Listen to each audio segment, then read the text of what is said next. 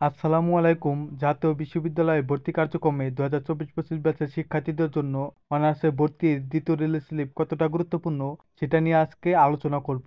অনেকে release slip সম্পর্কে সম্পূর্ণ অবগত নন। জাতীয় বিশ্ববিদ্যালয়ে ভর্তি কার্যক্রমে যে সকল শিক্ষার্থী প্রথম এবং দ্বিতীয় মেধা তালিকায় চান্স পায়নি অথবা চান্স পেয়েও ভর্তি হয়নি কলেজ এবং সাবজেক্ট পছন্দ না হবার কারণে তাদেরকে একটি নতুন করে সুযোগ দেওয়া হয়, সেটাই হচ্ছে রিলিজ স্লিপ।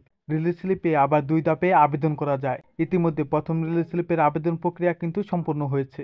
এখন আপনাদের জন্য রয়েছে দ্বিতীয় রিলিজ স্লিপ। আর এই বছর অনার্সে ভর্তির সর্বশেষ সুযোগ হতে যাচ্ছে এই দ্বিতীয় রিলিজ স্লিপ। আপনি যদি দ্বিতীয় রিলিজ স্লিপে আবেদন না করেন বা দুর্ভাগ্যবশত দ্বিতীয় রিলিজ স্লিপে চান্স না পান, তাহলে দুঃখজনক হলেও সত্যি আপনি আর এই বছর অনার্সে ভর্তির জন্য কোনো সুযোগই পাবেন না। আপনাকে হয়তো ডিগ্রি করতে হবে, আর না হলে 1 বছর অপেক্ষা করে পুনরায় অনার্সের ভর্তি পরীক্ষা দিয়ে অনার্সে ভর্তি হতে হবে। তাই বুঝতেই পারছেন এই দ্বিতীয় রিলিজ স্লিপটি আপনাদের জন্য কতটা গুরুত্বপূর্ণ হতে চলেছে।